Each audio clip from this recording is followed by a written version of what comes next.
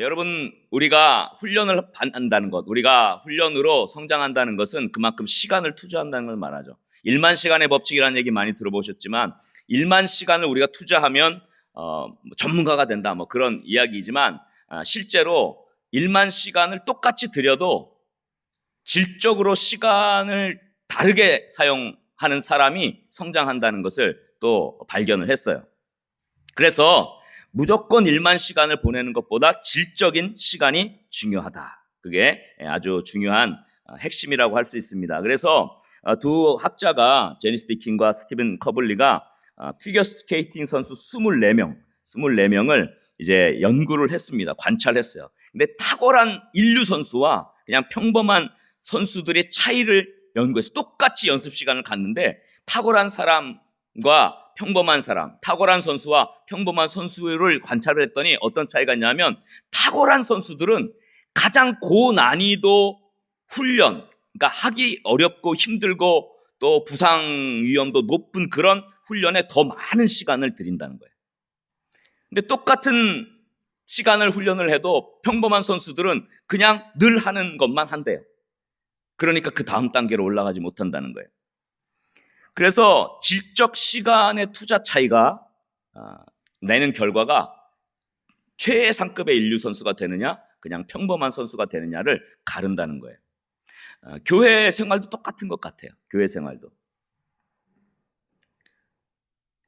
10년, 20년, 30년을 다녀도 늘 똑같은 수준에 있는 사람이 있고, 예수 믿은 지 얼마 안 됐는데 5년, 10년 됐는데 정말 표대를 향하여 달려가는 그런 사람이 있는 거죠. 질적 시간이 다른 거예요. 질적 시간이 다른 거예요. 그래서 우리가 보통 썬데이 크리스찬 이런 얘기 많이 하잖아요. 주일날 1시간 와서 예배 드리는 분들이 계시지만 1년 동안에 우리가 이런 특별 새벽 부흥회라든지 그리고 또 토비세라든지 새벽재단이라든지 수요일이라든지 금요일이라든지 또 훈련받는 분들은 일주일에 또 3시간, 4시간씩 이렇게 함께 말씀 훈련받고, 이런 질적인 시간, 좀 다른 사람이 하기 어려운 그 시간을 투자하고 그 시간에 나와서 그 시간에 하나님의 은혜를 구하고 말씀을 연구하고 훈련하고 하는 것들이 영적인 질적 차이를 내는 거죠. 그래서 이런 질적인 시간, 훈련을 위한 질적인 시간이 아주 중요한 것입니다. 그래서 영적 성숙도 마찬가지예요. 그래서 두 종류의 신앙인이 나눠집니다. 첫 번째, 성경의 전제. 첫 번째, 거기다 쓰세요. 평범한 신앙이 있고, 평범한 신앙이 있고, 그 다음에 탁월한 신앙이 있어요. 이 두 가지가 있습니다. 평범한 신앙이 있고, 또 뭐가 있다고요? 탁월한 신앙이 있다는 겁니다.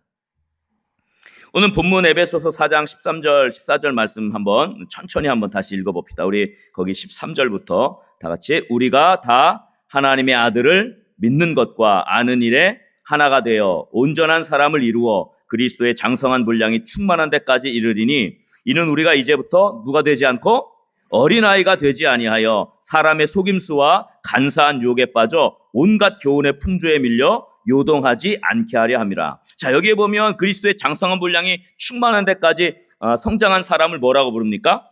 온전한 사람이라 그렇게 하죠. 온전한 사람, 이런 표현이 있어요. 또 14절에 보니까 세상 풍조와 간사한 유혹에 밀려서 요동하는 사람을 가리켜서 어떤 사람과 같다?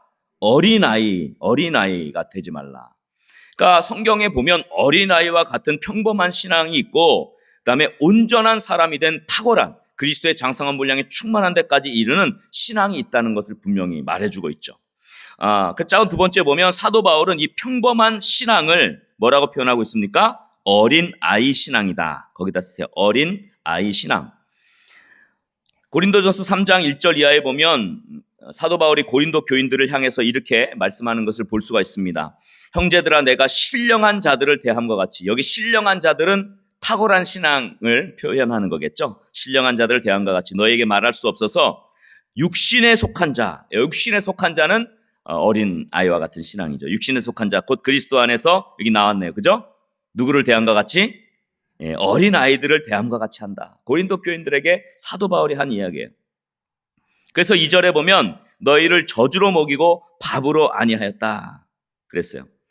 쉽게 말하면 이 어린아이 수준에 있는 말씀 수준, 저주로밖에 못 먹이고 밥은 못 먹이는 거예요. 딱딱한 더 수준이 높고 더 하나님께 더 깊이 가는 이런 이야기들, 이런 것들은 받아들이지 못하는 거예요.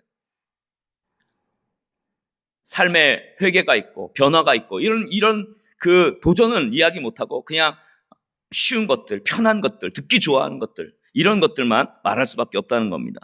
왜 그러느냐? 너희가 감당하지 못하였음이거니와. 감당 못했다는 거예요. 고린도 교인들이. 지금도 못한다. 어린아이 수준이죠. 그러면서 3절에 이렇게 말했죠. 너희는 아직도 육신에 속한 자로다. 너희 가운데 뭐가 있다고요? 시기와 분쟁이 있으니 어찌 육신에 속하여 사람을 따라 행함이 아니리요. 성숙하지 못한 거죠. 어린아이의 신앙의 특징입니다.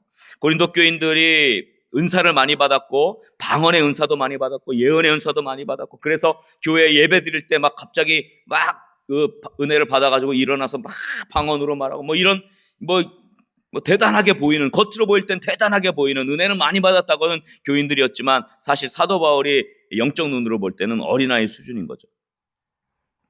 어린아이 수준입니다. 그러나 거기서 머물지 않는 것이 우리 주님의 꿈입니다. 그래서 교회를 향한 하나님의 꿈이 있습니다. 어린아이 수준에서 벗어나 그리스도에게까지, 그 다음에 잘하는 것, 그렇게 쓰십시오. 잘하는 것. 이것이 우리 주님의 꿈입니다. 그리스도에게까지 잘하는 것. 그래서 오늘 본문이 그 말씀을 다 담고 있어요. 주님의 마음을 담고 있어요. 에베소서 4장 13절 14절 다시 한번 우리가 좀 살펴봅시다. 거기 보면 하나님의 아들을 믿는 것과 아는 일에 하나가 된다 그랬어요. 하나님의 아들을 믿는 것, 이건 뭡니까? 이건 초보신앙을 말해요. 하나님의 아들을 믿는 것, 이것은 예수 그리스도를 믿고 구원받은 신앙이에요. 그래서 불로 시험할 때 그 공력이 나타나는데 풀이나 나무나 집과 같이 타는 것으로 집을 지은 사람은 그게 홀라당 다 타서 불 가운데 타다 남은 구원을 받는 것과 같은 거예요. 이게 어린아이 신앙이에요. 초보 신앙이에요. 믿음은 있어요. 예수님을 믿었어요. 믿었으니까 구원은 받지만 정말 불 가운데 타다 남은 구원과 같은. 그러나 금이나 은이나 썩어지지 아니하는 것으로 집을 지은 사람, 그 공력이 불로 나타나는데 영원하죠. 그래서 하나님의 아들을 믿는 것은 구원받은 어린아이의 기초신앙이지만 믿는 것과 무엇의 하나가 되라고요? 아는 일에, 예수 그리스도를 알아가는 거예요. 예수 그리스도를 아는 일에 하나가 된다. 이게 뭐예요? 초보의 신앙에서, 구원받는 신앙에서부터 예수 그리스도를 닮는 신앙, 삶이 변화되는 신앙, 삶 속에서 그리스도를 나타내는 신앙, 그리스도에게까지 자라는 신앙, 표대를 향하여 달려가는 신앙, 그리스도 안에서 발견되는 신앙. 그렇게 성장해야 한다는 것을 말하고 있는 것입니다.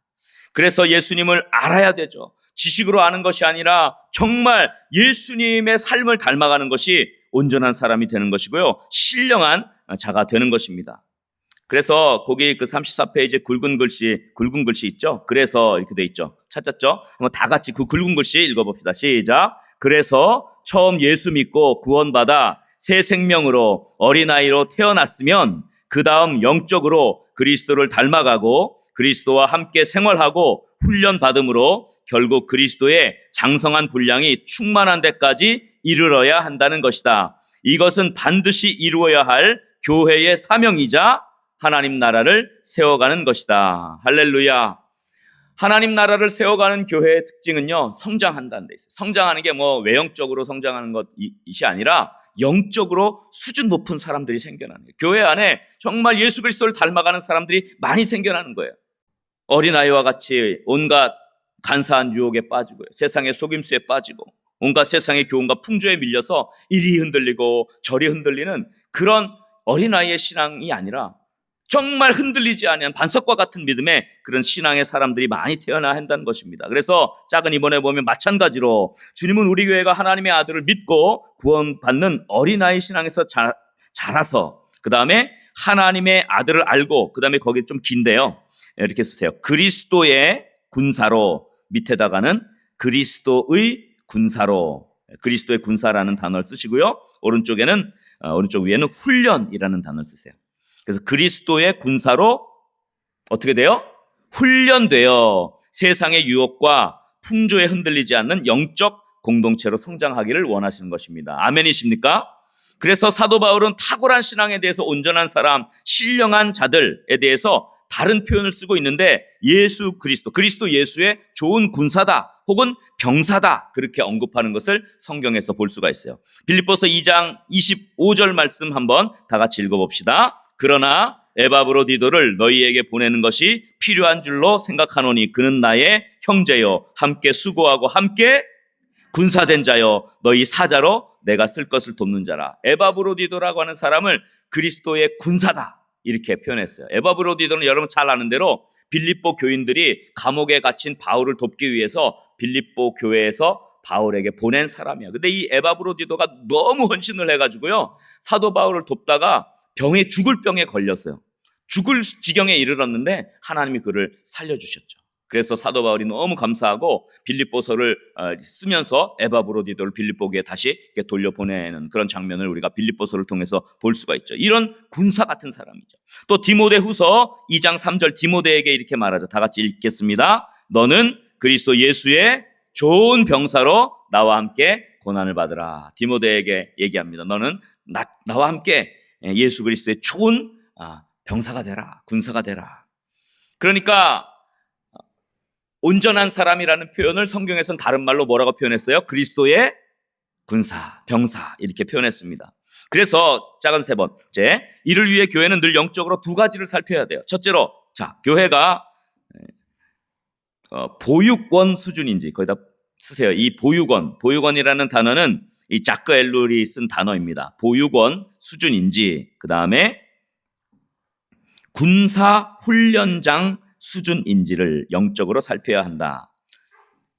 교회가 보육원 수준인지 아니면 군사 훈련장 수준인지 영적으로 살펴야 한다.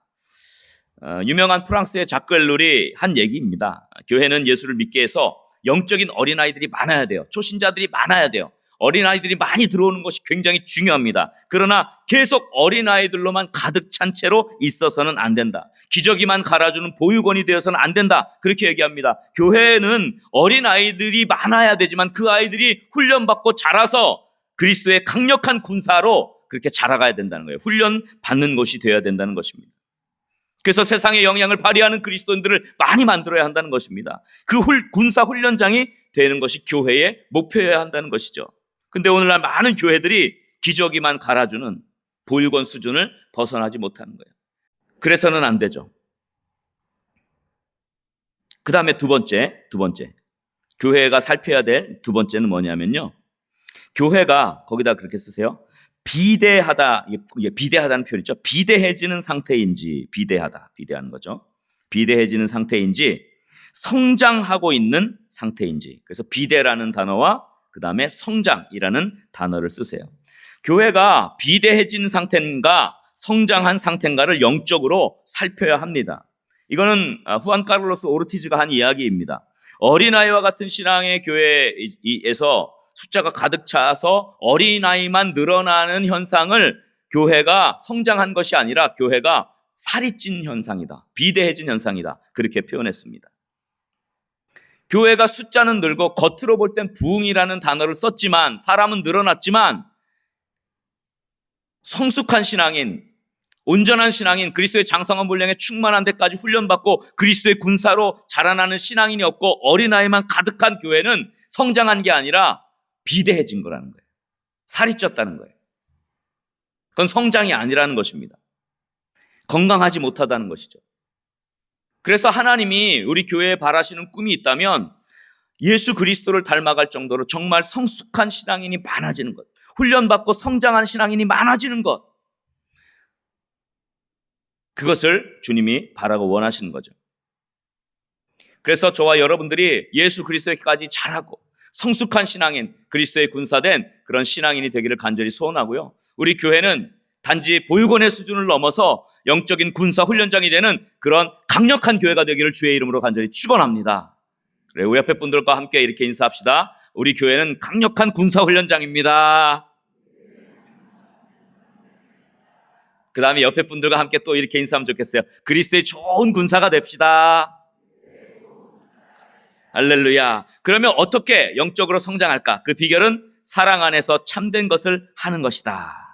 큰 세 번째 있죠. 영적 성장의 비결, 사랑 안에서 참된 것을 한다. 그럼 거기에다가 위에다가는요, 말씀으로 이렇게 쓰시고요. 말씀으로 밑에다가는 훈련, 다시 한번 훈련이라고 쓰십시오.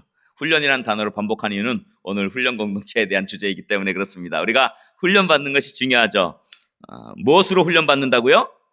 네, 말씀으로 훈련받는 것입니다. 오늘 본문 15절 말씀 보십시오. 15절 다 같이 읽어봅시다. 시작. 오직 사랑 안에서 참된 것을 하여 범사에 그에게까지 자랄지라. 그는 머리니 곧 그리스도라. 범사에 그에게까지 자라야 되는데 어떻게 하면 자랄 수 있다? 오직 사랑 안에서 참된 것을 하라 그래요. 사랑 안에서 참된 것을 하라는 게 도대체 무슨 말씀인가? 첫 번째, 이것은 그리스도를 사랑하는 것.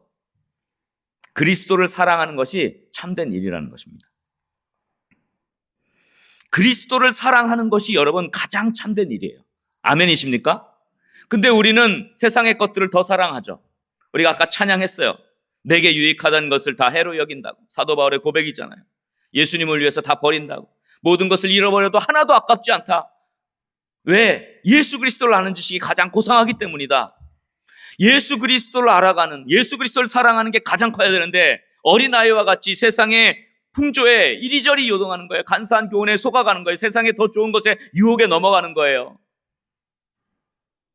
맛있는 사탕 하나 준다면 쫄래쫄래 따라가는 거예요. 어린아이들처럼. 예수 그리스도를 사랑하는 것보다 세상의 것을 더 사랑하는 게 많죠. 성숙하다는 것은 예수 그리스도를 사랑한다는 거예요. 예수 그리스도를 가장 최고로 사랑한다는 것을 말합니다. 그게 범사에 그리스도에게까지 자라는 결과를 얻게 되죠.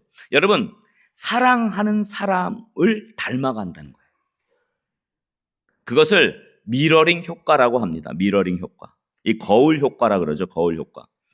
그 뇌과학자인 데이비드 이글먼이 그 더 브레인이라는 책에서 오랫동안 함께 산 부부가 얼굴이 닮아간다는 것을 발견했는데, 이 결혼의 기간이 길수록 그리고 사랑하는 깊이가 강할수록 더 강력하게 닮아간대요. 결혼의 길이가 길기는 하지만 미움이 크면 안 닮아가겠죠. 그래서 여러분 오늘 가서 서로의 얼굴을 살펴보십시오. 사랑하는 사람을 닮아가요. 말투도 닮아가려고 하고요. 또 이렇게 행동도 닮아가려고 하고.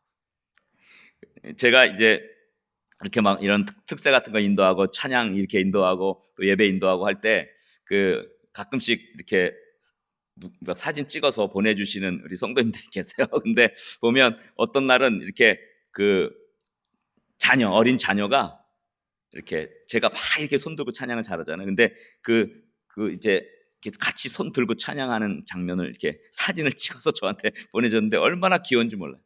닮아가는 거예요. 또 지난번 우리 토비세 끝나고 작년이었죠. 토비세 끝나고 밥해서 막 이렇게 그 어묵도 먹고 막 하는데 어떤 초등학교 아이가 이제 저를 찾아왔어요. 찾아와가지고 저한테 이렇게 얘기하는 거예요. 아, 목사님 죄송합니다. 제가 제 입으로 이런 얘기를 해도 되나? 목사님 너무 멋있다 그러면서 자기도 목사가 되고 싶은 꿈이 생겼다고. 요 얘기를 하려는 거예요. 뭐 그 앞에 거는 잊어버리시고 뒤에 있는 것을 향해 달려갑시다. 목사가 되고 싶다는 꿈을 가졌대요. 그 초등학교 아이가 그 얘기를 하는 거예요. 그래서 예수 그리스도를 닮아가는 사람이 생겼다는 거죠. 사랑하는 사람을 닮아가죠. 여러분 예수님을 사랑하면 예수님을 닮아가게 돼 있어요. 이것은 만고불변의 진리예요.